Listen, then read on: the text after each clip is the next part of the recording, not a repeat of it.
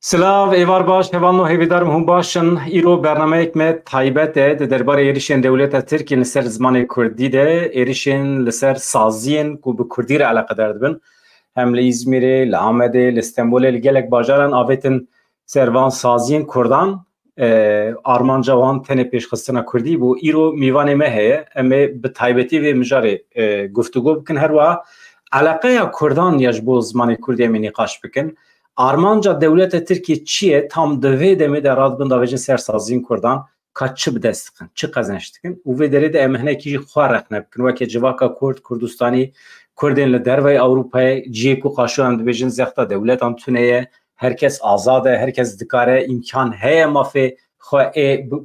Kurdî bikarbînin lê em çi qas bikêrtin, em çi qas di nava vê xizmetê de ne em ê vana hemî nîqaş bikin, em ê zêdetir xwe jî rexne bikin. میوان من هوا دلبهاره هفگریننده لجنه زمان وچانده یا دم پارتی میوان میه که هم بگرن جور هم جرا بیجن تو خیر هاتی و ام موسا دست به برنامه خواه بکن ما مسته مرحبا بخیر هاتی مرحبا گلک صابید نوا خیره دبی از روشه و ناپرسم افدو روژه هوندنوا جنگی دانه جنگک ایرش چه بیل سروه لسر سازین و نها داو چیه مسئله چیه دولت ترکیه چما tam divê demê de davêje ser sazî û dezgehên we û hem jî ev sazî û dezgeh bi qasî ku em zanin tenê bi zimanê Kurdî re eleqedar dibin. Mesele çi ye? Paşê em ê meselê vê bikin. Kerem kê mamoste. Belê. Ez jî di serî de we û hemû bînerên me bi rêzdarî silav dikim. Niha bi rastî te gotinekek gelek xweş bikaranî. Niha ev 100 sala devleta Türk li dijî zimanê Kurdî cengekê dimeşîne. Yani dixwaze zimanê Kurdî tune bikin. Stratejiya devletê ev 100 sala li ser Tirkperestiyê, yekperestiyê saz bûye. Em vê yekê zanin, baş zanin. Armanca devletê ya dijî Kurdan çiye? Dixwaze li dijî Kurdan polîtikayên çawa bimeşîne. Heta niha em bêjin çi kiriye. Ji xwe ev yek gelek baş tên zanîn. Niha taybetî di encama têkuşîna 5 salan de dewleta Tirk baş dît ku êdî nikare bi awayên klasîk zimanê Kurdî tune bihesibîne. Nirxên netewa Kurd tune bihesibîne. Ji ber wê çendê encama vê têkuşînê de ew polîtika û stratejiya dewleta Tirk ya klasîk têk çû. Yani ew yani ev sistema klasîk ew away şarê klasîk ê li hember zimanê Kurdî çi bû mesela? Dewleta Tirkiye berê çawa êrişê Kurdan dikir zimanê Kurdî îro armanc elbet tenê Kurdî ye ji ber ku êrişên ser Kurda pir berfireh. Ew rêbazên klasîk çine û rêbazên nûjen çine ewa heminek jina hev derxin. Belê. Bi rastî jî pirseke baş bû. Niha li gel avabûna komara dewleta Tirk hemû gel tune hatin hesibandin. Bi taybetî jî gelê Kurd bi her awayî tune hat hesibandin. Niha eger tu gelekê ku bi milyonan hebe tune bihesibînî lê hebin divê tu tune bikî. Ji ber wê çendê piştî salan 1923 yani qirkirinên fizîkî bigire heta yên çandî li ser Kurdan hatin meşandin. Em hemû baş zanin plana şark îslahatê heye. Yani li gor wê plansaziya wan û li gor hinek zagonên wa yên din ji bilî kesên ku Tirkî axivin diviya bû hemû ji holê bên rakirin. Çi ji aliyê fizîkî be, çi bi riya pişaptin û em bêjin qirkirina çandî be. Me gelek xwendiye gelek bînerê me jî niha vê yekê zanin di navbera 1923 heta salên hefteyan dema Kurdekî bi Kurdî de axib dihat cezakirin. Yani Kurdî bi tu awayî net hat qebûl kirin. Yani zimanekî wisa gelekî wisa bi tu awayî net hat qebûl kirin. Bêguman gelê Kurd jî li dijî vê tune hesibandinê û li dijî هولدان جهول را کرنا زمان کردی چاندا کردی و نرخ نتوا کرد برخودان او تکوشینک پیش خز yani بیجن سدمین بنگهین ین سرهلدانا شیخ سعید دیسا سرهلدانا بیشبابی یا الکی دیسا سرهلدانا ساسونی سرهلدانا آگری سرهلدانا بیجن گلیه زیلان و درسیمی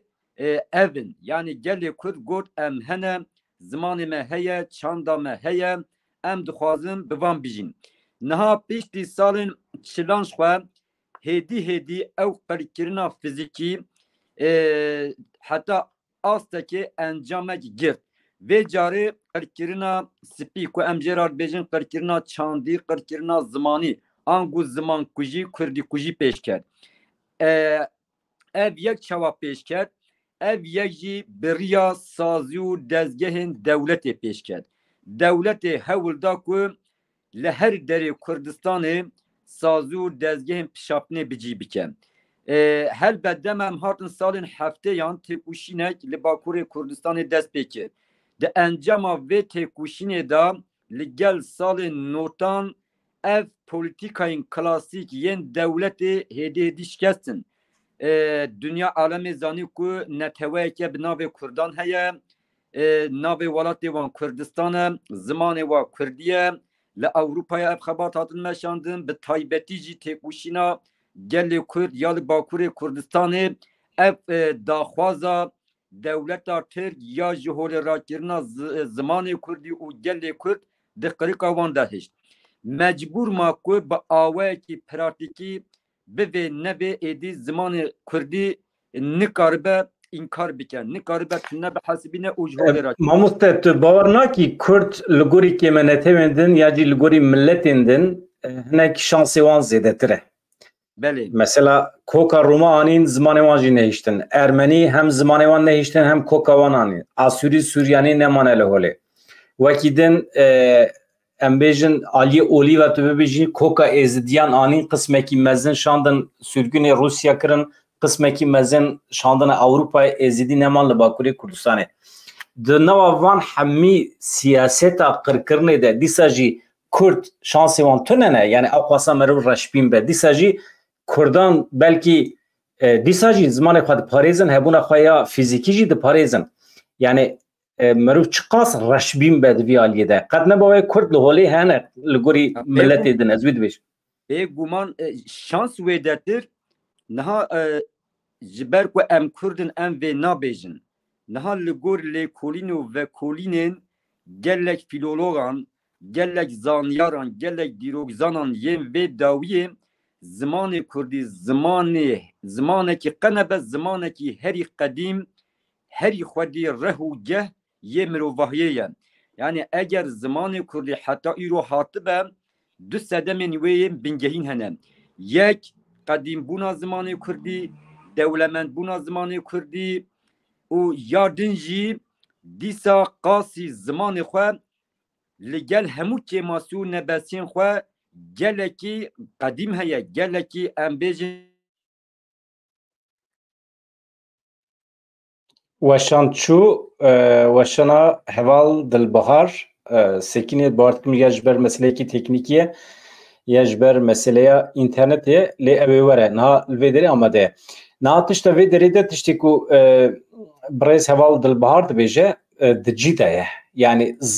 zimanê Kurdî zimanekî qedîm e pir kevne digihêje belkî jî digihêje heta Sümeriyan jî yani em 3000 sal hûn bibêjin 5000 sal hûn bibêjin normal di şertan de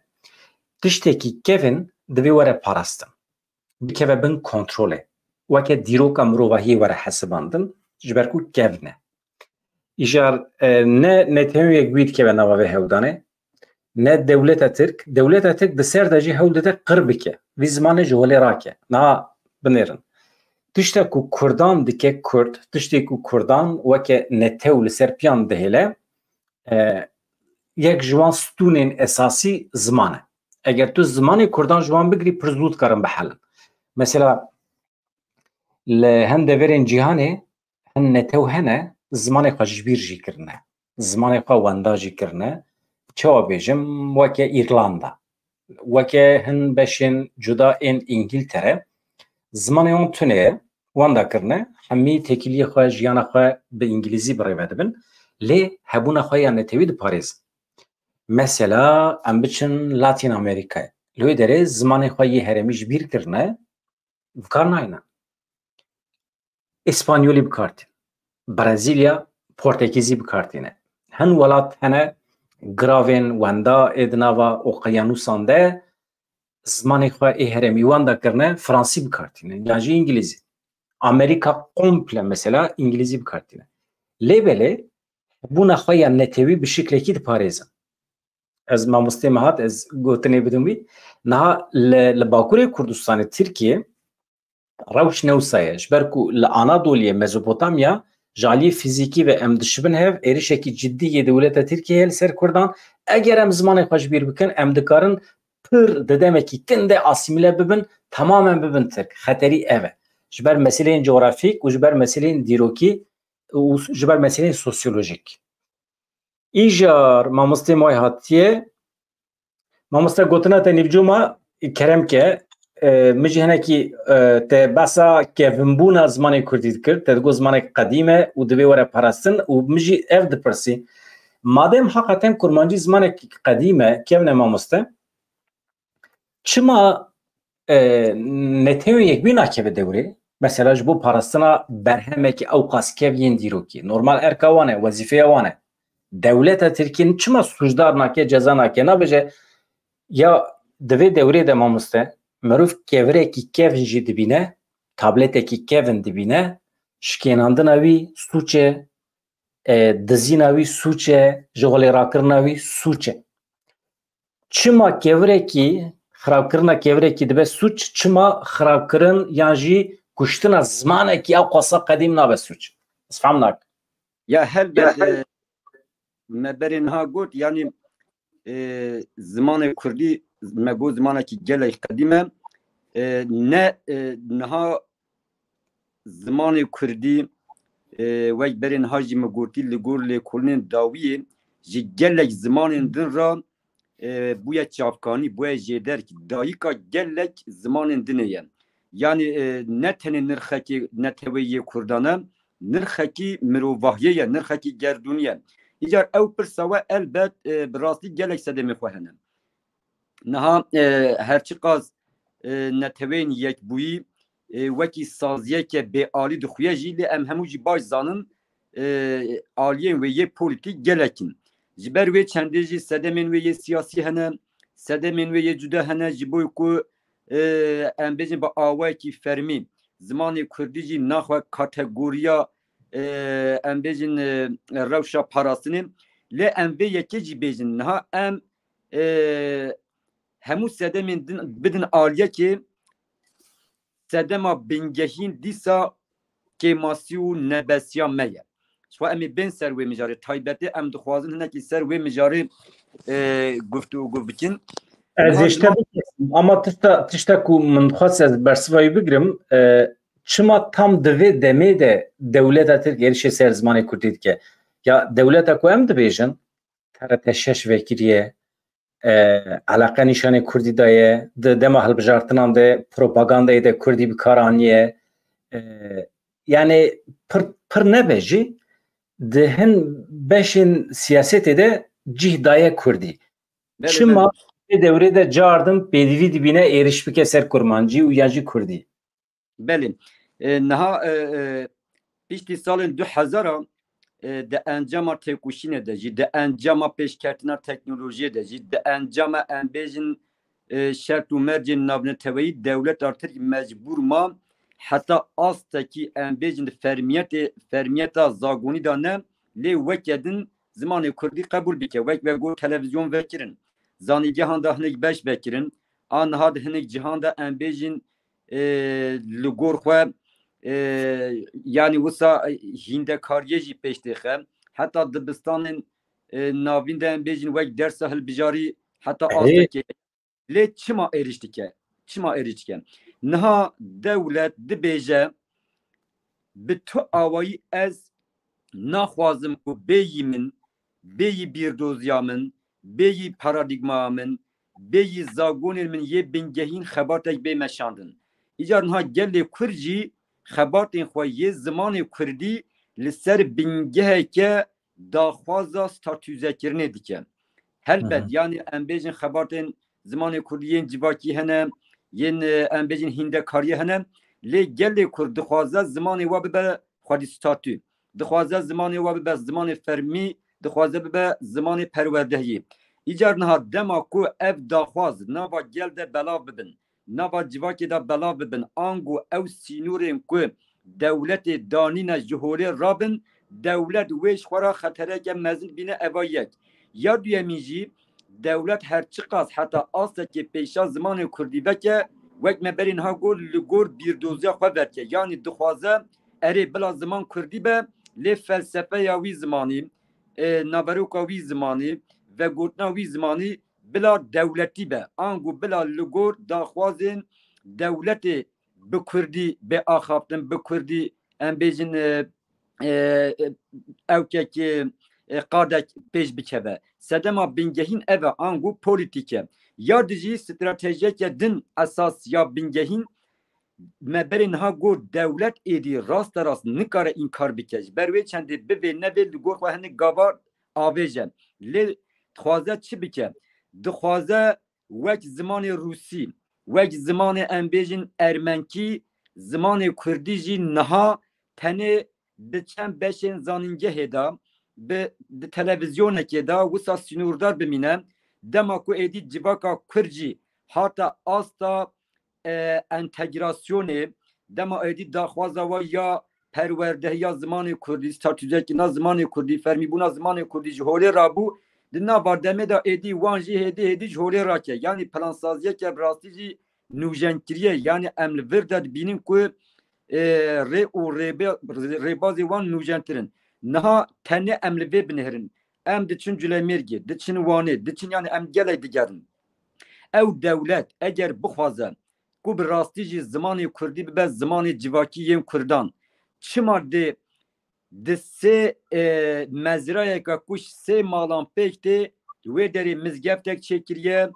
û dibistanek çêkiriye û zarokan ji 4 salî berê 7 salî bû niha zarokan ji aliyê qanûnî ve jî ji 4 salî ji malbatê wa hildide yan di mizgeftan da yan jî em bêjin di war dibistanan da dibişivîne asîmîne dike. Ji ber wê polîtika dewletê qefeskirina zimanê Kurdî ye. Dibêje bila çend nivîskar ji xwe re pêve mijûl bibin, çend akademîsyen pêve mijûl bibin, çend weşanxane bila ew bibin, bez dema gel, dema civak, bê ziman ma, an jî ziman Kurdî bê civak ma, ji xwe di nava demê de yê bihele biçe yani. Hinekî ba salên dawiyê taybetî wê plana dorpêşkirin, dortankirin, marjinalîzekirin û kriminalîzekirin û em bêjin tecrîdkirinê li ser zimanê Kurdî dimeşînin. Mamoste hem vegere ser Kurdan. Belê. Baş. Yani Kurd mefhem kir ku dewlet tu fayde nade Kurdan. Çiqas destê dewletê tê zimanê wan qedexet ke tamam mefhem kir. Kurd dikarin çi bikin? Gelo Kurd bi qasê ku îcab dike li bazarê, di siyasetê de,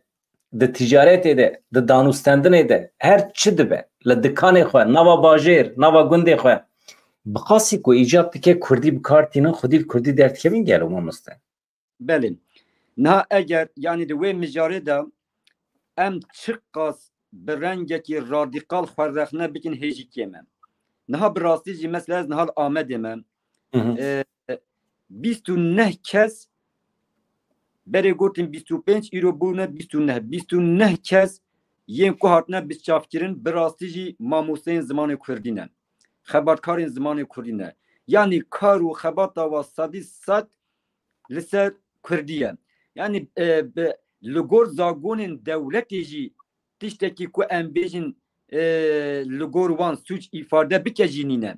Lê çima vê dawiyê em bêjin ew êriş meşandin niha vê dawiyê hinekî saziyên zimanê Kurdî dîsa em bêjin li gel hemû kêmasî û nebesiyên xwe partî û dezgehên Kurdan hinekî giringî da ser zimanê Kurdî. Heta deklarasyon weşandin du mehberê niha gotin êdî madem li her derê pişaptin heye dewlet dixwaze her maleke Kurd bike Tirkîgeh ام جی دی بچن هر مالکی کورانکی تاخکی بکن کردیگه ام زمان کردی بکن زمان بازاری زمان ام بیجن سیاستی زمان دیسا کارو خبرتن civaki zaman danustandının hevalti u hogirti u jiyana civaki o ev hineki ji pêşkez ber wê çendê devlet dixwaze dîsa pêşavê bigiren. İcar niha em bên wê bersiva pirsate. Niha ji serî bigire heta binî. Yani ji hemû siyasetmedarên me bigire heta hemû pêşengên me heta hemû gelek nivîskarên ku Kurdin lê bi Tirkî nivîsînin dîsa em bêjin yani em tevahi em li dijî zimanê xwe suçdarin. Divê em bi rastî jî li xwe vegerin. Niha rast e em dibêjin dewlet êrişê dike, dewlet zextan dike, dewlet dorê dipêçe lê em niha hinekî jî rastbîn bin. Yani dewlet nakeve mala me, nakeve nava saziyên me, dezgehên me û bi darê zorê ji me ra nabêje ku bi Tirkî baxivin, ku siyaseta xwe bi Tirkî bikin, ku nivîskariya xwe bi Tirkî bikin, rewşenbîriya xwe bi Tirkî bikin. Di vê mijarê da bi salan em têkuşîneke navxwayî jî didin. Yani niha em tevgereke mezinin em bêjin 40 sala li Bakurê Kurdistanê têkuşîneke bê hempar dimeşînin. Em gelek tiştên di dîrokê da qewmîne rexne dikin. Em gelek siyasetan rexne dikin. Em pergala global ya cîhanê ya niha rexne dikin. Em gelek hêzên li rojhilata navîn rexne dikin. Madem em ew qaz rexne dikin, ew qaz wêrekin, divem wê wêrekiyê hinekî li ser xwe jî pêk bînin. Divê em bi wêrektî bibêjin ku em hemû Kurd, em hinek kêm, hinek zêde li dijî zimanê Kurdî sûcdarin. Yên herî sûcdar jî ewin ên ku yek zimanê Kurdî hîn nabin, hîn nakin, nadin hînkirin. Ji bo ku zimanê Kurdî li her mezrayekê, gundekê, taxekê, golanekê, bazarê, hemû jîngehan bibe zimanê sereke têkoşînê nemeşînin. Niha qada bingehîn du qadên bingehîn yên Kurde hene. Li gel hemû kêmasî û nebesiyên xwe. Yek qada siyasiye, yek qada rewşenbîriyê ye. Niha ji bilî em bêjin ked û hewildana hinek takekesî, hinek derdorên Kurdî hez di vê mijarê de jî di vê rewşa me gelek baştir biyan. Niha em di vê mijarê de pozisyona rexnedayînê dene. Bi rastî jî gelek siyasetmedarên me, gelek rewşenbîrên me di vê rexnedayîna xwe bidin dayîkên Kurda. Di vê rexnedayîna xwe bidin nirxên gelê Kurd zimanê Kurdî. Helbet ew rexnedayîn jî li zimanê xwe vegere, vegera li zimanê xwe ye, vegera li nirxên xwe yên neteweyî û yên xwebûnî ye. Niha em hinek dî şêmber bikin. An niha Tayyip Erdoğan rabe biçe Culemêrgê li wê derê bi hezaran Kurdan kom bike û 2 saetan bi wan ra Tirkî baxe em ê bêjin Tayyip Erdoğan boya zordar li ser zimanê Kurdî li ser zimanê Tirkî li ser zimanê Kurdî ferz dike dayîkên Kurda kom dike 2 saeta îşkence li wan dike Tirkî taxive lê sed mixabin em jî gelek caran wisa dikin. Yani ji ber wê em her tim dibêjin. Em her tim dibêjin. Zimanê Kurdî ne mijareke partîzantiye ye. Ne mijareke piştî demê em bêjin zêde wisa qalibên di nava qalibên siyasîyên teng da bêgirtine. Zimanê Kurdî xeta herî sor ya Kurdan e. Xeta herî jor ya Kurdan e. Sîwana Kurdan e. Ji ber wê fikr û raman û bîrdozî û xeta polîtîk ya kîcan Kurdî an jî Kurdê çi be bila bibe teqez divê zimanê Kurdî bixe nava navenda têkuşîna xwe û hemû Kurd li dor zimanê xwe kom bibin. Niha ne hewce em bêjin têkiliyar navbera ziman û bîrdoziyê, ziman û netewbûyînê, ziman û gerdûnîbûyînê, ziman û azadiyê, ziman û rizgariyê çi ye. Lê em hinekî wisa zelal bibêjin bi rastî jî dema zimanê gelekî ji holê rabû ew gel herî zêde di sê nifşa dikare bijî. Dixwazî bila xwedî bîrdoziyeke herî mezin, herî xurt, herî Kurd ya cîhanê be. Ji ber vê çendê mijara zimanê Kurdî mijareke stratejîk e ji bo me Kurdan. Niha baz salên dawiyê ew nîqaş nava me de jî pêş dikevin. Niha heta niha bi taybetî li Bakurê Kurdistanê gelek partî sazî û dezgeh di vê mijarê da bi rastî jî gelek hestyar tevne geriyan. Yani em dikarin bibêjin ku eger zimanê Kurdî di vê rewşê de be nihar ber devê kendalê be sedemekê wê jî emin. Madem emin divê em li xwe vegerin, divê em hinekî cesaret bin. Ev jî yê çawa be. Ne ev giring e. Yani erê me got me tespîtên xwe kirin. Ev jî Mamoste gotina xweşbîr neke ez bîna bîra hevalan tabii te basa siyasetê kir ez jî basa pîşeya xwe bikim di çapemeniyê de di medyayê de mesela li Avrupayê tu zor û zexta dewleta Tirkiye tune ye ama em rojnameyê xwe bi Tirkî derdixin em YouTubeê xwe bi Tirkî çê dikin tu zor û zexta dewleta Tirkiye li ser me tune ye em kanalê xwe televizyonê jî bi Tirkî çê dikin yani hewldana me ya ji bo pêkanîna zimanê Kurdî gelekî qelse li Avrupayê jî yani em tenê Bakurê Kurdistanê rexne nekin di wê manê de dibêjim. Belê belê niha xwe min ez bihata me wir jî an hal Avrupayê kê pêşiya bi sadan sazî û dezgehên me yên li wê derê ku bi şev û roj boî gelê Kurd dixebitin, kedê didin, diwastin, jiyana xwe didin, girtiye ku li wê derê zimanê Kurdî hîn nebin. Kê pêşiya bi sed hezaran welat Parîzên li Avrupayê girtiye ku saziyên zimanê Kurdî venekin, ku perwerdehiya navxwayî Kurdî nekin, ku Kurdî hîn nebin, ku Kurdî hîn nekin, ku her sal bi sedan pirtûkên Kurdî çap nekin, ku rojnameya Kurdî çap nekin. Tamam em bêjim heta astekê wek ji ber şert û mercên heyî an jî ji ber hinek pêdiviyan heta astekê Tirkî jî hebe lê çima zimanê Kurdî yê li bin lingên zimanê Tirkî binale? Çima zimanê Tirkî bibe zimanê hevpar? Çima zimanê Tirkî be zimanê serdest û serwer? Niha em vê yekî bi tu awayî qebûl nakin divê tu Kurd jî qebûl neke. Ev ji boî qada Bakur jî derbasdar e, ji boî hemû qadan derbasdar e. Ji bo di navbera Ewropa û Bakurê Kurdistanê de diyalogek pir cidî dikare were çêkirin di ser rêya dibistana re. Mesela niha bi medya sosyal bi rêya Zoomê bi rêyên cuda di dema Covidê de hevalê me ceribandin. Çêbû bi vê rê merû dikare mekteb dibistan veke. Tu YouTube'a xwe dikarî bikî dibistan, dikarî bikî weke mekteb. Yan jî tu dikarî mamosteyan bigînî yani perwerde bikî mamosteyên li Ewropayê ji ber ku zex tune, zor tune, herkes azad e li Ewropayê. Yani şert müsaidin ji bo ku merû bikaribe xizmetê bike mektebê kurmancî ve bike. Ji wî dibêjim. Tu li Amedê dikarî pêncî dibistanan vekî û mamosteyê wan jî ji Ewropayê eger li Bakur imkan tune be jî. Yani imkan heye, merûv dikare çê bike ama organizasyon çima tune ye. Bütçe çima nayê veqetandin ji vê yekê re. Em zanin bütçeya Kurdan di van salên dawî de gelekî zêde biye. Ama ji perwerdê re çi qas bütçe tê veqetandin. Ev e tiştek ku mirova aciz dike mamoste. Na aciz bibin. Ez vê aşkera bêjim. Kîjan Kurd fikr û ramana wî çi be bila bibe ji bo zimanê xwe bi birayê xwe ra, bi xwîşka xwe ra, bi hevserokên xwe yên partiyan ra, bi şaredarên xwe ra şer bikin ew şer pîroz e. Şerê ji bo zimanê Kurdî pîroz e. Mêze bikin belkî hûn Ewropayê ne hûn rewşê vê derê zêde nizanibin. Ez Culemêrgî me. Ez 20 sala berê niha dema diçom Culemêrgê ez vê bê nepixandin dibêjim sadî not û nehê wê bi Kurdî axivîn.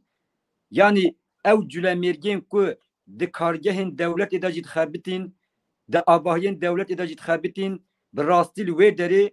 hemû dîsa di navbera xwe de bi Kurdî axivîn. Lê ez par çome Culemêrgê zarokên wa sedî not êdî Tirkî axivin. Bûne Tirk. Yani demarte bi Tirkî baxivî hûn jî baş zanin. Her zimanekî xwedî şîfreye, xwedî qode, her peyveke zimanekî xwedî rihiyeteke, xwedî karaktereke, xwedî kesayeteke. Niha tu bi kîjan zimanî biaxivî piştî demê ew kodên wî çanda, wî zimanî, wî gelî, wî milletî êdî ser te serweriya xwe saz dike. An ji ber wê çendê em dibêjin zimanê Tirkî jî herçi qas em ji bo ziman nabêjin em zimanê Tirkî sûcdar nakin lê ji ber ku ji aliyê pergaleke hovane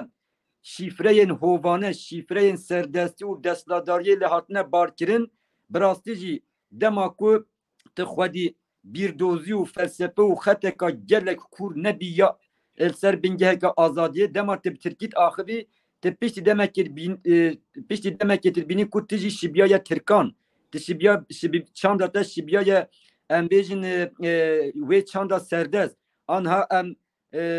disa malamel wane çlu 5 sala em de binin zaroke Kurdan nabeva arine nabeva jinde nabeva agide mazlume let mezer ki edil bu labatin va vek Türkan le hatine ev ne tenic bu zarokan daha mesela siyaset ama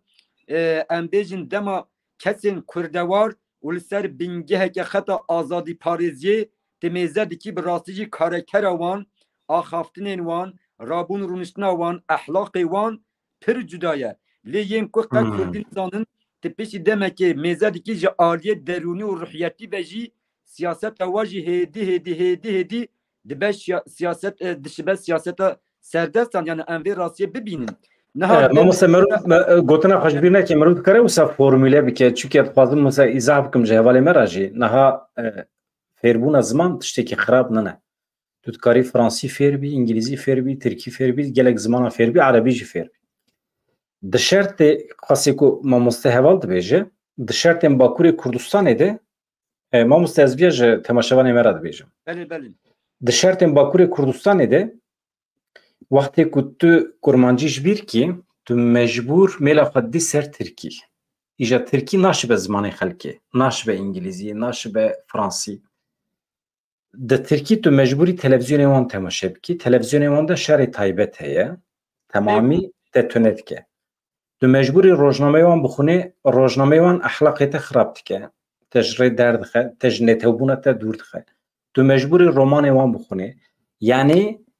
برای زمان ترکی تو دکوی سر ریوان لسر نجات پرستی وان و تو هیدی اسیمیله دبی yani heval medbejim bişaftın ne İja tu kevi ser belki tu bibêjî ez bi zimanê Tirkî dikarim hebûna xwe biparêzim rast e dibe ku tu wekî şexs hebûna xwe kurdiyetiya xwe biparêzî bi zimanê Tirkî nexeme rast e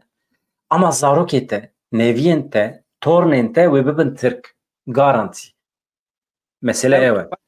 wisa bêjin niha ji ber ku temaşevanên me jî kêm zêde xwedî zanebûn û hîşmendiyekê polîtîkên em her tiştî kitekît venakin yani ez bawerim baş fêm dikin ku em dibêjin çin em çi dibêjin na em jî xeteke demokratîk xeteke em bêjin şoreşker diparêzin em jî dixwazin hemû gel wek hev bijin em wekhevîtiya gelan dixwazin em wekxwetiya gelan dixwazin mêzekin heta wekxwetiya gelan pêk neyê wekheviya gelan pêk neyê ev biratiya gelan ya klasik bawer bikin yani zêde binecih nabe ciyê xwe nagire nexwe em jî em li dijî zimanê Tirkî dijî zimanê Erebî Farsî nînin berova jî divê hemû ziman bên parastin lê em wirde nebin em dîsa zelal bêjin bila kes xwe nexapîne bawer bikin zimanê Kurdî biçe ev ji bo Kurda dibêjim êdî Kurdbûna wa yan li ser bingeha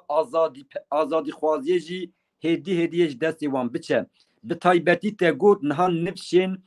dibin 20 salî de 30 salî de wek nifşên berê nîne nifşên berê xwe bi felsefeyê xwe bi dîrokê xwe bi em bêjin zanîsteke gelek kur perwerde kiribû dîsa gelek faktör hêmanên bingehîn yên konsantrasyon motivasyon û em bêjin xwe li ser piyagirtinê hebûn ku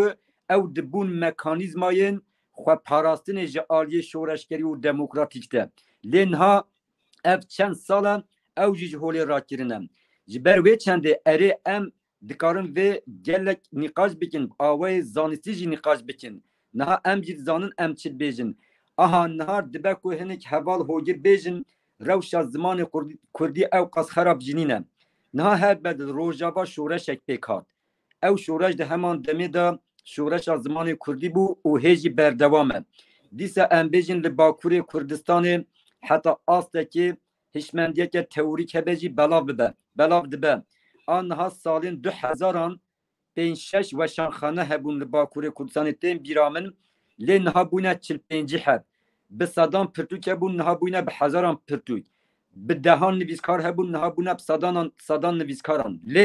لی یکه دبه ام وی لی باش بیناسه بکن جبر کو ام پیشتی وی لیه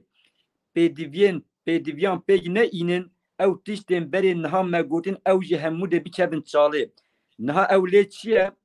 ده سالن 2000 دا زمان کردی جعالیه جواکی ده لکردستان صدی حشته نهویر سرور بو نها او آس پر کتیه من بری دو گوز زمان دایی که باور بکن میزه اجی بوی کو گرینگیا و روشه به تماشوان مرا پارده بکم نا بیجم از راست بیجم ایرو زاروک ترکی هینی دایی که خوردکن هردی ایرو نوی ترکی هینی داپیرین خوردکن و ایرو داپیرین کردان لکردستان ده بن تجریده که مزن یا بن تجریده که مزن دانش آلی زمان کردی و میزاکن از yaraz dema metine nexwe min mesele ke bû min ê bigota da baştir bêfêm kirin. Yani em danel berçavê me ne. An ber wê çende em dibêjin yani divê zimanê Kurdî bibe mijareke sereke ya têkoşina Kurdan. Ya din jî tiştek din heye. Zimanê Kurdî dema li ser bingeheke azadîxwaziyê li ser xeteke felsefîk ya azadîparêziyê pêş bikeve او جبوی همون مجارین دن دبه چافکانیه که بنگهین یا کنسانتراسیون تکوشینه میناک بدم ایرو لکردستان تجرید اکیه تجرید اکیه گله گرانکری لسر برز عبدالله öcalan هیه دیسا لسر دیلگرتین آزادیه هیه باور بکن گله کرد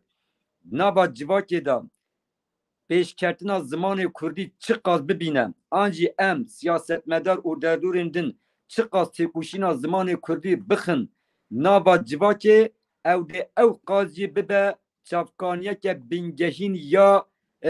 تکوشینا لدیجی تجرید و تکوشینا بلندکرنا همون نخین کرده وار جبوی ویجی دوی چه نهار دوی چه بیکرم ده هنکی گوت دوی امجی سروی هنکی دن باخدن دوی ام چه بکن مادم کو دولت هیجی لحویه یکو زمان کردی دبن دور پیشکرنه ده به هلمو هناسه بهله و دنبار دمی دا جی دنبار قفصان دا هدی جهوری را که و بحلینه و امجی مادم او قصدکن ناکن امنی کارن دولت جی حتی آسا که دموکراتیزه بکن که زمان کردی بکن زمان فرمی خودی ستارتی و ام بیجن زمان پروردهیه و دمی دوی ام بکن جبر کو دولت جبر مواگاوانا آویجه آنها اگر 200,000 گلی کرد داکت با کولانان قادان و با آوه کی مجید با آوه کی دومدار و با آوه کی آفرینر دوزا پرورده یا کردی کر با ستارتوزه کرنا کردی کر با فربینگونا کردی کر با باور بکن دولت بخواستا نخواست با یه گاف با آویتا و وی یکی یه پیشی لبر چارسریه که پولیتیک جیبه کر با یعنی دستخستنا ستاتویا کردی ده پیشی لبر دستخستنا ستاتویا خواره و برنه کجی با آنیان ایجا نها یک بر وی چندیم دوام لخواه وگرن از مگوتی از نها بیجم آشکره زلال کردان دیرو که دا 29 سرهلدان پیک آنینه از بیجم سرهلدان 29 و نیومین دوی دنابا مدابه سرهلدان زمان کردی دوی ام سرهلدان زمان کردی هم دیجی میتینگریه لدیجی پیشافکرین بیانی پیک بینین هم جی دنابا خدا هل بدم ام بحثا سرهلدان دیکن دوی ام باش بیناسه بکن یعنی دوی ام هشمندیا زمان کردی ریخستن بوینا زمان کردی پروردهیا زمان کردی دنابا خدا بلا بکن کی به بلا ببه پارلمانتر سیاستمدار شاردار هف شاردار ریوبر پارتیا آیه پارتیا بیه کسور در دورین که لپیشیا تکوشینا زمان کردی نیت وا چه به بلا ببه بسکنن دوی ام به تو اوایی قبول نکن اوا یک یا دویمین دیسا کی جان پارتیا کردان به ده سری دا ام بیجین هرچی قاس پارتیا همو گلانه لجبرکو کردانجی تمثیل دیکه پارتیا دمی آنگو پارتیا ما دیسا DBP دیسا پارتیان دن ین لباکور کردستان ین کرد بیجین امجی کردن اردوزا کردیت مشینن دیسا سازی و دزگهن پیشه‌ای ین بازرگانی پلاتفورم سندیکا tevgerên ciwanan tevgerên jinan kî be bila bibe divê teqet strateji û polîtika xwe ya zimanê Kurdî bi nivîskî diyar bikin û bi gel re parve bikin deklare bikin strateji û polîtika xwe ya zimanê Kurdî çi ye yek plansaziya xwe ya zimanê Kurdî çi ye karname û bernameyên demkurt demnavîn û demdirêj ji bo zimanê Kurdî çi ne wek te berî niha gelek baş bû bi sedan milyar sedan trilyon para ji bo tiştê cuda xerc dikin û em bêjin em wandanın aliyekê ji bo zimanê Kurdî çi qas bütçe vediqetînin çi qas xebarkaran istihdam dikin çi qas em bêjin ziman hezan perwerde dikin divê teqes êdî gelê Kurd vê bipirse vê bibêje bêminnet be mijara ziman mijareke bêminnetiye ye em vê aşkera bibêjin mêze îro şaredariyên me hene em zelal bêjin şaredariyên ku ji bo zimanê Kurdî çanda Kurdî û nirxên netewa Kurd di asta herî jor da xebatan nemeşînin têkoşînan nemeşînin di nava xwe da di çarçoveya polîtikayên pirzimanî de Kurdî jî di asta herî jor da serwer nekin tu ferqa wan şaredariya û şeredariyan qewûmê namîne em vê zelal bêjin ji ber wê çendê divê şaredariyên me jî em jî xwe li gor ve eyar bikin divê em rexnedayîna xwe bi vî awayî bidin gelê xwe êdî gelek hêsane em 24 saeta em bêjin dewlet wihaye dewlet wihaye dewlet dijminê zimanê Kurdiye dewlet xwaze zimanê Kurdî ji holê rake dewlet nizanim çi ye filan bêvan tamam em çi dikin yani em wek şexs jî divê her Kurdek jî xwedî stratejiya xwe ya zimanê Kurdî be ji ber wê dema em dibêjin bila her Kurdek bibe Kurdî parêzek bibe mamosteyek zimanê Kurdî em her malekê bikin Kurdîge em vê wekî propaganda nabêjin em hêrsin rast e gelek cara bi rastî jî em gotinên xwe bi hêrs dibêjin yani qesta min ji hêrsa li dijî pişaftinê ye niha hinek cara heval bêjin mamoste tu ji bo zimanê Kurdî dikî qêrî ya ez bêjim Celadet Bedirxan û gelek Kurdî parêzin din 100 sal berê niha li gel ku rewşa Kurdî hezar cara ji niha baştir bû kirin hawar gotin hawara Kurdî ye niha rastî jî zimanê Kurdî li ber devê kendalê ye mêze ev qêrîna me ji bo perûbaskirina zimanê Kurdî ye ji bo ku zimanê Kurdî bi perûbas bikeve da nekeve binê wê kendalê da careke din li esmanên Kurdistanê û mirovahiyê yani bifire wisa bi perûbas bikeve nam hinekî dî wisa re'el jî baxivin aniha li Bakurê Kurdistanê tu romaneke herî bi nav û deng binivîsîne bawer bike du sêsit heb nayên xwandin dibe ku 500 an jî hezar heb bên belavkirin ew jî gelek nivîskar didin hevalên xwe hogirên xwe dostên xwe nizanim çiyên xwe ana herin Culemêrgê li Wanê gelek wan ji parêzeran bigirin heta avahî sazan heta endezyaran heta siyasetmedaran gelek wan bipirsin bêjin gelo çend kesaj ji we Pirtûkê Ehmedê Xanî Feqê Teyran Melayê Cizîrî xwandine niha em xwe nexapînin em di wê mijarê da di nava rûreşiyekê de ne em di nava şermizariyekê de ne mêzekên zana farqînî wê roja dê İstanbolê hatibû Amed ez nihal Amedê me carna wisa me sohbet dikin em sohbet dikin mi carna got mamoste zana mirovên wekî me ji ber ku bi giştî li ser Kurdî dixebitin û em di nava siyaseta re'el de jî bin nava xebatên polîtîk de jî bin an jî qadeke din de jî bin dîsta mijara ziman heman demê da di navenda me ye em dibêjin qey hemû kes wekî me ye yani dema tu diçî nava behrê da tu dibêjî qey hemû dunya nava behrê de derdora te çend kesar bînî tu dibêjî herkes hatiye nava behrê melevaniyê dike avjeniyê dike lê min got hele kar rojekê wisa here nava derdorên cuda tenê xwe di nava panelan da semîneran da çend konferansên zimanê Kurdî da nebîne kartê dê rewşa zimanê Kurdî wê demê bibînî helbet heta astekê didîtin niha ya me jî divê em hinekî vî çavî binêrin îcar zana ji me ra digo ya digo heş Kurd zêde reş bînî yan na niha wê roja dî çoya farqînê سه روزا برینها جمرا وسا ما پاشی سر اونلاین جبینا کر یا دگو از وسا هرس بوما وسا خمگین بوما yani dugo vallahi dugo min efqas hesab netkir. Me got çima mamosa hadi go aynı eftişe berin hamı goti go nevi Türkiye hini da pire dikin. Ceki mina farkine. Ceki mina cülemirge. Berwe çende deve müdahale zamanı Kurdi pir radikal u pir şoreşker be. Helbet deve müdahaleye radikal u şoreşker de re u rebazın afriner yen qaniker yen embejin gelek encamgir perrebazi deve ben meşandın ev mijareke cuda le deve serida ki dile xwe bihêle bila bihêle eger ji boy ku ez ji kurdekî ra an jî kurdekî ra dibêjim xwişka min birayê min kekê min hevalê min hogirê min zimanê xwe hîn bibe tu zimanê xwe hîn nebî tu dayîka xwe dikujî tu nikarî şîrê dayîka xwe helal bikî eger hêrs bibe bila hêrs bibe bila hêrs bibe bi rastî jî bila hêrs bibe yani ji boy ku hêrs nebin em doza zamanı Kurdî nemeşinin helber ji bilî wê dibe em serî da hişmendiya zamanı Kurdî li her derê Kurdistanê belav bikin nihar vê mijarê da divê qada rewşenbîrî jî xwe bêjingê da derbas bike niha divê em wek rewşenbîr em jî xwe bidin ber bêjingê çawa niha em jî çend pirtûka dinivîsînin çend nivîsan dinivîsînin û em jî heviyene ku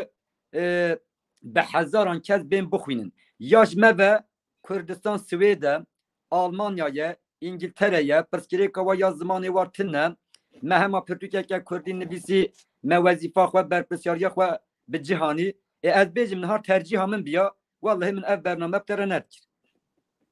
Ez ser ziman, min nedxwast ser zimanê Kurdî bername ptere bikim û di vî emrê xwe de û di vê sersalê da ji Kurda ra bêjim zimanê xwe hîn bibin. Min dixwast ser te li ser nêrîna xwe ya wêjeyî sohbet bikim. لسر فلسفه خویا فلسفه ویجا من چیه از ویجا که چوا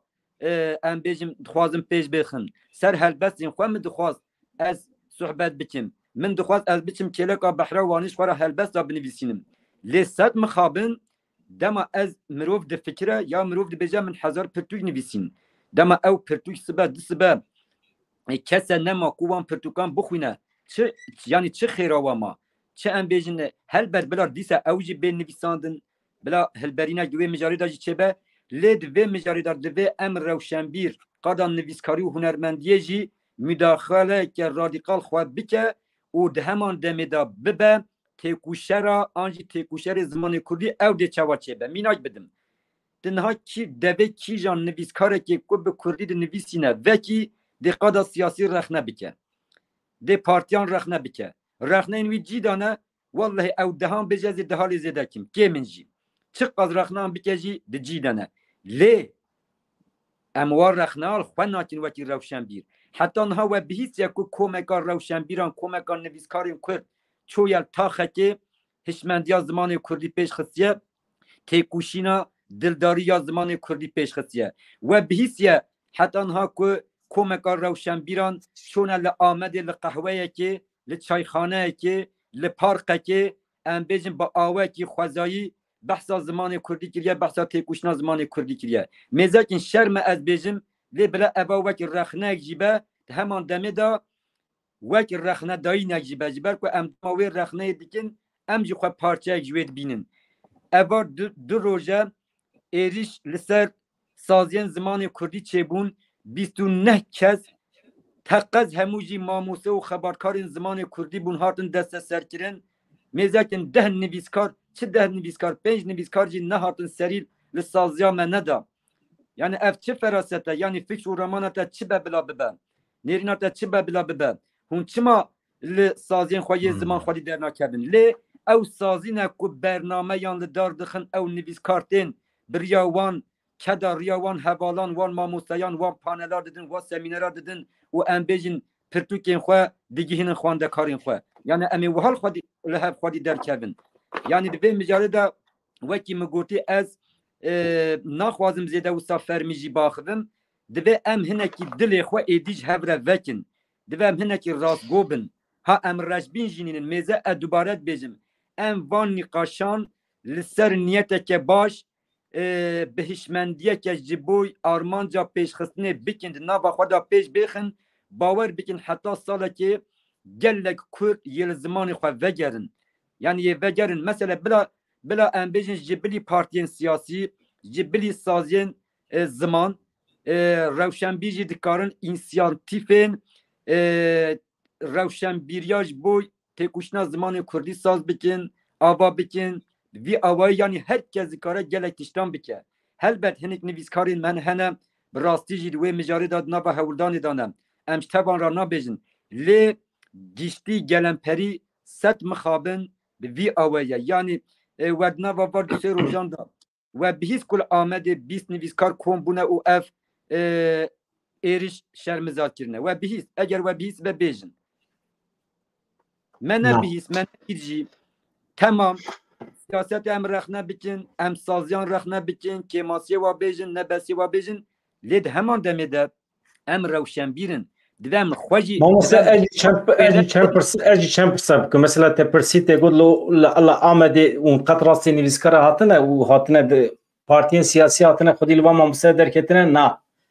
ejî bipirsim weqet saziyekî Kurdan ku bi Tirkî weşanê dike weqet dîtiye ku ji bo xatirê vê rojê ji bo xatirê van êrişan weke reaksiyon rabûbe yek saetekî xwe kurmancî weşanê kiribe min jî nediye weqet rojnameyek Kurdan ku bi Tirkî normal weşanê dike weqet diye ku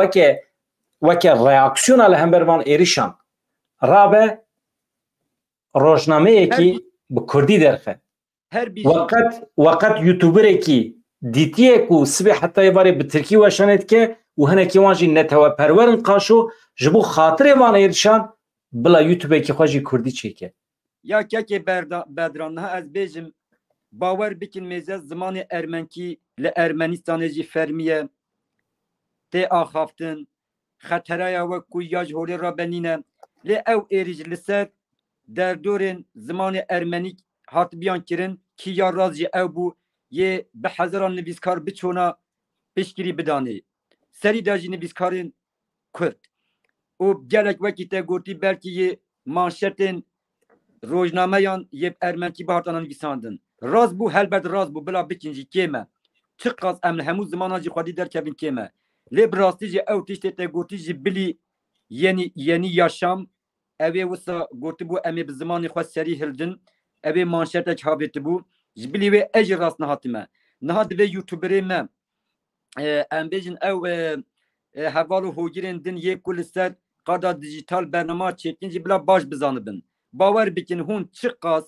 bernameyên bi Tirkî bikin naveroka wa çi qas dewlemend jî be di mijara ziman da xizmeta zimanê Tirkî dike û em bêjin dijberiya zimanê Kurdî dike û dibe sedem ku zimanê Kurdî hêdî dortang bibe angu xizmeta asimilasyonê bike divê êdem vî navî lê bikin divê êdem vê ji nîqaşê ra vekin ha ji ber ku yanî wisa eger wisa nebe tenê em ê bi çend gotinên popülîst bi çend gotinên wisa rojane nizanim zimanê me rûmeta me ye zimanê me hebûna me ye xwebûna me ye bibêjin aniha ez eger bi Tirkî baxivim bawer bikin nava hefteyekê de belkî ez ê 200-300 hezar kesa bikim şopînerên xwe li ser Twitter û an jî tiştên din em jî wê dizan em jî dibin tecîdeke mezindane lê hûn jî hevalên me yên ku bi Kurdî bernama çêkim şopînerê wan belkî pir kêm bin lê ew şopînerên ku Tirkî bernama çêdikin Tirkî diaxivin çi qas zêde dibin bawer bike ew qas ji Kurdîtiyê ji zimanê Kurdî dûr dikevin yani ev diyalektîk ye ya nevatişekî zanistî ye ez naveroka bernameyên wan nîqaş nakim armancên bernameyên wan nîqaş nakim helbet gelek ji wan jî li ser bingeheke şoreşkerî azadîxwazî filan bêvan çêdibin lê dema ku yani çawa em carna bêjin bi alav û amûrên destladariyê civakek azad nabe rizgar nabe bi hişmendiyan mêran jinek azad nabe bi zimanê Tirkî jî bi zimanekî serde jî zimanekî din azad nabe rizgar nabe berê çi bû me berê wiha xwe hinekî dilê xwe rihet dikir me digo em ê rojekê bibin xwedî statû û wê demê jî em ê zimanê xwe azad bikin îcar niha em vê bêjin berûva jî îro شخوا دولت چما افقاز ایرشا زمان دیگه جبوی که نخوازه ام ببین خوادی ستاتوی اگر زمان کردی چقدر بیش بکه به اوی ببه بینگه که چافکانیه که گلک خورد یا خواه گهاندنا ستاتوی بوینه ام وی فهم ناکن یعنی دوی ام وی همو حوالو هو گیرین خواه بدین فهم کرن اواج بوی آوروپای جی وسایه بوی هر دری جی وسایه بر وی دوی ام مجارین وها زیدترش نقاش را بکن چقدر اخلاقیه چقدر وجدانیه چقدر ام بیجن روشنبیری و انتلکتوالیه که دما زمان دایی کاته لبر دوی خنجر زمان کی دن دناله ترابی عینی به وی زمانی وسا به پرو باز بکبی لی تجبوی زمان خواه تشتکی ناکی یعنی بردش بوی زمان خواه اگر ایرو به راستی جی نکو کرتنین ترکین شورشگر جی عربین شورشگر جی فارسین شورشگر جی و مجاری مجد با آوه کی مجد بنرخینن او جی هری کم قاسی کردان ببین تکوشرین زمان کردی نکو یعنی کرتنی اجارج بروی چنده از به آشکرا بیجم لجولمرگی لوانه لآمده لشرنخه لجزیره دما سیاست مدارج به کردیت آخوه آنجی دما نویسکاره که کرده لی به ترکید آخوه او گل لدیجی و کی جان reaksiyona pek bine ew reaksiyon şoreşkerin. Kabul nekin. Jwan bixwazin ku Kurdî baxibin, wan protesto bikin, ew reaksiyon şoreşkerin. Yani em êdî ez bana ji ber ku reaksiyon nîşan didim nabêjim. Yani eva fikr û ramanên zanistî ne em dikarin vê bi saetan nîqaş bikin. Mêze wallahi em diçin wanê dayîkên me dibêjin ya dibe yani dibêjin edi ew qasirkî te axaftin yaş me ve zulmêl me dikin. Ez tenê ez ê vê çîroka vê serboriya xweşbara bêjim da rewş baş bê fêm kirin. Ez 5 sal berîn hac zindanê derketim. Ez çûm malbateke ku em bêjin dayîkekê sê çar zarokên xwe di şer de winda kiribûn. Yani zarokên wê با آوه کی هم بیشن وقت تکوشرین آزادی جیان خوش دست دادن. از چون موی داره چوا از دیدم هم از هم بیش کریم او بر روندک باراندن. یعنی وسا براستی جی وسا کر گیری مگو یعنی اوا بکی سالانه نگیریه وسا گیریه خو ام بیشن وسا کم گیریه همون روندکین خو سر می باراندن. یعنی از به نپخاندد بیشم اف ملی اشتیک من همیشه بو. امیجی گو ihtimal mezin beri min naz dike dema ez dîtim zarokên wê hatin bîrawê hesyar bû ji ber wê çendê girî ez û yek du hevalê din bûn em çûn hindir em rûniştin xoş bêş silav kelam filan bêvan ya min got dayê min got hê jî digirî ha yani ew qas dema ez dîtim ez Kurdî axaftim kêfa war guaj boy du tişta giriyan min jê pirsî çima girî guaj boy du tişta giriyan گو متدیتی تابید زانه جز گلم پری به کردیت آخویم گو مگو یا ربی شکر یک کارت کو از کردی بره باخویم ایجار هفسری و هفجینی و جیش خوش یانا خوش دست دابو ایجار گوت متدیتی باش بو ارزانم هیچ کردک مایا کو هم کردی باخویم مگو چما گو خوش زاروک که متنیل جمع ما بو او زاروک و جی زوجیه بو کاوان کردی başın zanaj ber ve çende Türkiye taxıve zarok veciş ber hevcina xwe Türkiye taxıve du neviye vaji çebune ev jî Türkiye taxıvin ev dayîk jî yani wekî dibe ez lal bûme ez nizanim ez çi bikim ez demal gel kurê xwe jî Türkiye Kurdî taxivim hêdî Kurdî bersiva me dide yani ez bi rastî jî dibe ez nava wisa tecîtekê da me divê ez nizanim ez ê çi bikim İcar goj wê dertir go va heyamên dawiyê wisal mehatiye go dema em li gund ji Culemirgê hatibûn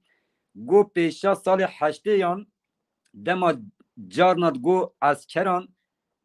dewriye digerand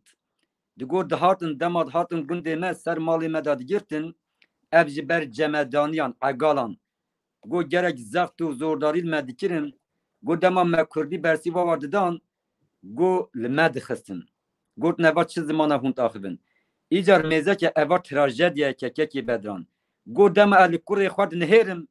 یاشمه به او از کل پیشا به من نه گودم کوری من المالا من ده او قاس ترکیت آخه و کردیت آخه من برسیبم کردی ده واس پیم ناکم گو کوری من وکی شکلی وال لشکرار ده گو از بجم اب هم وکی نیاری منم میزه یعنی روشامه دبی ام هنه کی بچابه کی سوسیولوژیک درونیجی بنرن آنها گلک کرد جبر کو زمان خود نوا جواکا خدا برحتی ناخبن براستی جی درونیا و خرابیه مثال وانه دمی برین هاجی بچند پیرمیران مصحبت کر بچند پیرجنان یا گو والله گو جار ام همه دین بن گو ام هارد بن گو نبیه مل گل ما کردی ناخبن گو ام بجن evet چو کردیتیه evet چو کردیتیه evet yani گو ام شارد بن yani گو مادم گو ام نخوازم ترکی جی هم ببین گوش خواب پیشتی بر عمری جی ام نکارن هم ببین جبر و اساس یه نخواش او پیرامیر و او پیراجین نینن نخواش ام نخواش سیاست میا نخواش قادمه یا روشنبیریه نخواش قادمه یا هنرمندیه یا کود چل سر دیگه ستران خواه به کردید بیجه و پی دبار خواه دیگه لیجیان و 24 ساعت هم به ترکیه و هیجی ده پرتوکین کردی نخواندنن نخواش اون یعنی ترکیه ام بیجم آسیمیله بون نخواشیه که پنجه شیر یا میتینگریه جبر و اف مجار اساس دویج آلیه درونی و جی بین دهوراندن آها پیشتی ما اف تشتا همو گوتن دوام رشبین جی نبن اگر ایرو ازوتل و داره برحتی وان تشتان بکاربن با آخدن دیاره کو دردکی مهیه خمکا مهیه رفلکسین مهی هی زندینه و بسادان هزاران کس مینا مهنه دوی اوجی ایدی وان مجاران بخن روژه به از به وی باورم ام دبینن جی باندور جی دکه امیل خود وگرن امیل زمان خود وگرن چونکی چارک اما یادن نینم ام نخوازم ببین کجرین دایکا خواه ام نخوازم ببین کجرین دایکا خواه یعنی اگر زمان دایکا مبه رومتا مبه ام نخوازم ببین کجرین رومتا خواه ام جی نخوازم ببین شریکین وا ایدی او هنجتن بری işte devlet bizi asimile etti. Nizanım devletten pişaftın. Derfet tünebun. Sücemenine. Ev edi emşkon nikaşa vejinakin. Devleti tükkes beşer tükkesi ne girtiye ne gotiye hun nikarın biçin saziyen zamanı kurdi perverdehi bibinin. Hun nikarın ser YouTube kurdi him bibin. Hun nikarın embeci nizanım çi bikin. Mezehenik vallahi hene rasta erişen devleti hatta asteki hene ber armancın duda دو پیشگیرن هیا لی گلک والله جی هنم دوی اموا والله یا داگرن دولت پیشامه گرتیا کو ام جوینین خدا د پروردهین خدا د خبرتین خوین سیاسی دا زمان کردی بکار نینن نا ما گرتیا یعنی دولت اوا انجام شر تایبت انجام شر تایبت جی اوا کو کلهین اسیمیلاسیون کلهین پیشافتنی قراقولن پیشافتنی دمجی مدا د گیان مدا د هش مدا د دل مدا آواکرنه جبر و دبه ام مجبورن ام اریشیوان قراقولان بکن ام مجبورن ام اریشیوان کلهان بکن اوان کلهان بهلو وشینن جبر کو ام وان کلهان نهلو وشینن زمان کردی ید بن زنارین وان کلهان دا حتی چند سالان بهل مهندسه بمینه یعنی ماموست من اف هلوسته وکه اسیان دید وکه حوار دید ایسیانه حواره و از بخار شخار لال مامه از نکتن ما بره یک پرسه خواجیشتنه کریه من حوجه کرم کم از وان کسی که مرخنه کریجی وان در دور مرخنه کریجی خواه یه جوان بینم پارچه جوانم من چه قاضی بوی زمان کردی تکوشین مشاند بجی د دریای که دا دلو پجینا که جبر وی چنده دبی از بخواجی جنهو پی و زیدرتر بخبتم زیدرتر حول بدم که ماسین خواه نبسین خواه ببینم اجل دیجی خواه سری هلدم دمجارین کوی تیدا کمم راست اف سرهلدانه که اف قیرینه که اف هواره که اف بانگو گازیه که لیج دلو جانه جبوی که از کردان حز دیکم از بان از وی آوی تبدیگرم جبوی که از اویندار کردن آزادم ام وی آوی تبدیگرم جبوی که از نخوازم دایکا من بمره دایکا کردان بمره از بی آوی تبدیگرم جبر که از باور دیکم زمان کردی ji aliyê wêjeyî jî ve felsefîk ve jî polîtîk ve jî zimanekî herî qedîm û dewlemend yê cîhanê ye ez bi vî awayî tevdîgerim. Belê. ناڕاستە ئەv ویسیان ئەv hawara te ez fehm dikim ez qet neketim navberê bê rawestan mamoste te bersiv da hemî pirsên ku di serê min re derbas dibûn min pir kêfxweşî guderî kir min pir zewq jê girt kêf jê girt û ez fêr bûm ji te re spas dikim di dawiyê de em gîştin wê encamê ku milletê me civaka me divê hem li mizgeftan gelekî girîng e ji ber ku faaliyetê wan ya rojane ye hem li nava bazarê hem nava rojê de dikanê xwe li her derê Kurdî bixin perçeyekî jiyana xwe bixin Kurdî. Ev em gîştin wê encamê yek jî tiştekî di jî mamoste min fehm kir ji axaftina te min firq kir ku em naşibin xelkê. Nivîskarê me jî heqeten wezîfeyekî pir mezin li pêşiya wan e. Mesela nivîskarê xelkê çîrokê xwe dinivîsînin, romanê xwe dinivîsînin dixin nava civakê êdî tê firotin nayê firotin meselen ne yani piyasa wan ji xwe hazir e. Ama ême Kurda nivîskarên wekê te helbestê xwe dinivîsînin, romanê xwe dinivîsînin ama dibe di ber re jî piyasa wî hazir kin. Eger tu piyasa hazir nekî pirtûkê te jî nayê firotin. Ji ber vê yekê yani erka ku dikeve ser rewşenbîrê Kurdan qat bi qat e. Em naşibin xelkê. Em naşibin xelkê. Mesele ya tu pirtûk dinivîsînî têr nake dibe tu xwendevan peyda bikî. Dibe tu xwendevan bigînî. Zehmetê karê me. Ez xwazim mijara din jî bibêjim Keremkî. Bila kesên ku me guhdarî dikin, temaşe dikin pir rihet bin. Ez wek heval dilbihar dibêjim. Ez min çi qas gotinên radîqal li vê derê gotin nava neynûkê da ji ber ku nava neynûkê da radîqal bijim ji ber ku esas diva şert û mercan da gotinên xwezayî ne. Em vê têkînê di nava xwe da jî dimeşînin. Em ji bo heval û hûgirên xwe jî dibêjin. Em ji bo bira û xwarza û birazayên xwe jî dibêjin. Ji bo tismam û dotmamên xwe jî dibêjin.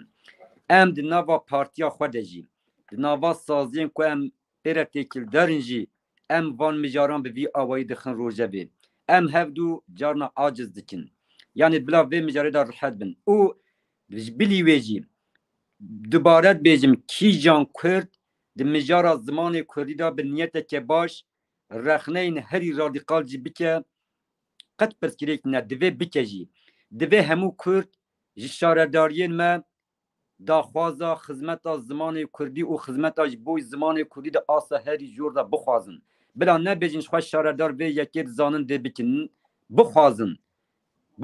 def bidin. Herin gelekî girîng e mamoste tiştek ku te got tu sazî tu kes dibe ji ber rexneyên Kurdî xwe aciz neke. Wextê mesele Kurdî be divê rexneyan qebûl bike û çi îcab bike jî pêk bîne. Mamoste tenê ku wekî kes jî em rexneyan dikin yan jî rexnedayîn didin. Niha ya me jî wek Dem Partî eva saleke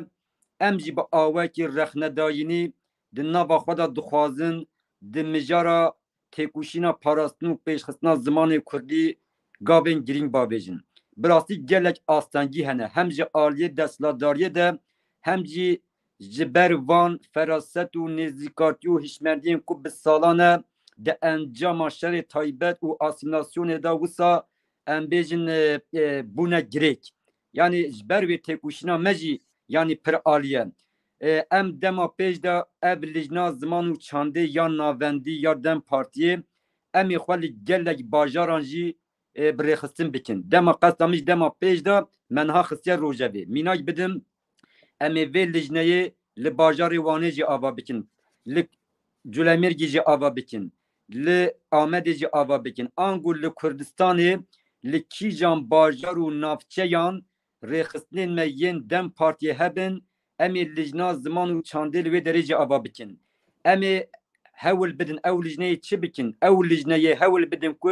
hemû rêveberên me çawa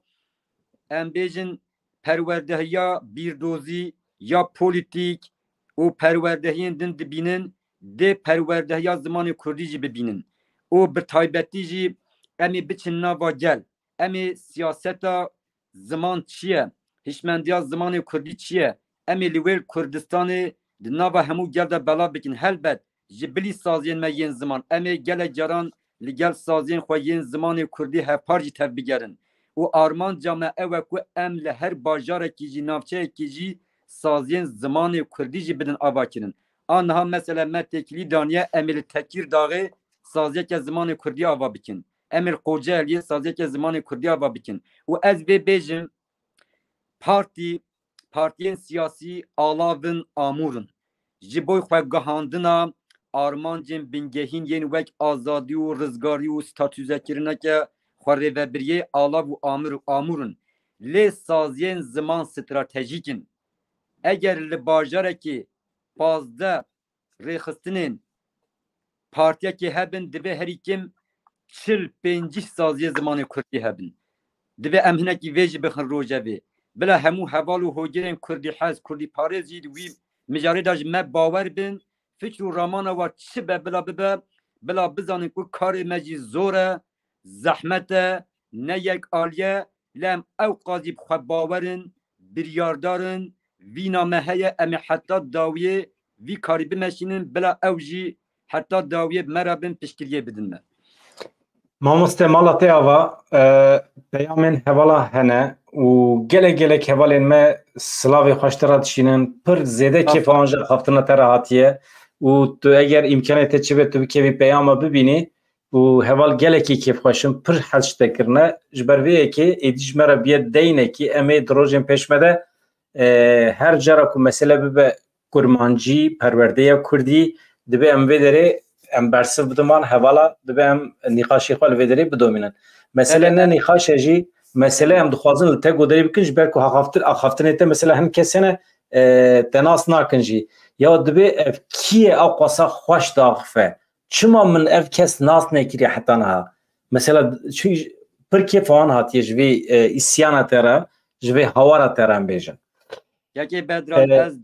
hevalan maçî dikim ez xulamê zimanê dayîka xwe me xulamê hemû dayîkên Kurd yên ku di dilê wan da kurdewariyeke xwezayî kurdewariyeke çiyayî kurdewariyeke ku reh û gehên xwe digihîne dîrokê heye ez xulamê war dayîka me bi rastî jî ez piştî ev qaza va axaftina ez jî xwe deyndar hîs dikim yani ez ne vê ji bo dilnizmiyê dibêjim lê gelek carê ne jî gotiye me ji bo doza azadiya Kurd û Kurdistanê gelek şehîd dane lê em ê nehêlin zimanê Kurdî şehîd bikeve bila soz be ji bo bisk û keziyên dayîkên me bila soz be ji bo hej peyv û risteyeke Ehmedê Xanî Melayê Cizîrî Mestûre Kurdistanî bila soz be ji bo her Kurdekî ku ji bo kurdertiyeke azad û Kurdistaneke azad qasî dilopekê jî be kedek dabe em ê vê carê heta dawiyê têkoşîna xwe bimeşînin ku zimanê Kurdî û nirxên kurdewariyên bingehîn şehîd nekevin bila zimanê Kurdî şehîdê me yê jiyayî be şehîdê me yê zindî be yê ku em ê her car li ber wê rêzê bigirin û ji aliyê siyasî ve jî em vê bêjin zimanê Kurdî çi qas pêş bikeve yekîtiya neteweya Kurd gelê Kurdiyê ew qas pêş bikeve ew ferq û cudahiyên di navbera hizb û derdor û em bêjin kesayetên Kurdan de jî di ew qas kêm bin ji ber ku em hemû caran bêjin taybetî te dît gelek caran tevgerên jinan hevalên jin bêjin xeta jinê xeta me ya mor e rast e lê xeta zimanê Kurdî hem xeta me ya sor e hem xeta me ya mor e hem xeta me ya herî li jor e ji ber wê çandê dibe em li dor vê xetê yekîtiya xwe ya neteweyî jî pêk bînin. Mamoste heval dilbihar mala te ava her hebî û carekî dijî em pir bi kêfxweşî dixwazin vê derê te pêşwazî bikin belkî ji bo xwendina helbestan be belkî ji bo dîsa eynî mijarî be û her hebî mala te ava mala we avartir Kurdî ava Kurdistan ava gelek spas ji bo guhdarîkirina we ez zanim me hinekî dirêj kir lê bi rastî jî dema mijar dibe Kurdî êdî wekî te gotî ez nikarim serhildana giyanê xwe hişê xwe û dilê xwe bitepsînim gelek spas mala we ava armanca me 45 deqe bû niha bû saet û 15 deqe çi bikin rewş û seye ama tişt nabe gelek spas بله هوان نوادید هوال ماموسته هوال حقیقتا جی مطمئن هشتن و نکت نابره جی آهفتن اوی هرک بار و تیر و تجه بسا گرینگیا کردی کر از خاطر جواب خوازم دی بس هوان نا سبیجی به مجارین جدا از باور دکم میوانه مس بیویج روجاوی کردستانی به هم تشتی نو هند خوازم بوارا پارا بکم مثلا نارین جیه مثلا نارین هنه کی تبل هف بیوان روجان از ایرو باس نکم اما حقیقتا تبل هف بیا تدرق نارینی ده هم چه دزانه همیش بیر بکن تشتی نو درکتنه تشتی صفر نارین 21 مهی نهاتیه کشتن روزک بریاوی یا بلکه هفته یک بریاوی هاتیه کشتن 21 مهی تزگه چکرنه چوا وشیرن ام چوا ایلان بکن کشتناوی دیدا دولت هی و پرتشتندن هی از آنها نخواست مجوره بکم مسئله ای پی تبلی هی بیه اونش خلقیت شد بیسنج بیر کن خاطری و دم باش سلاف رئیس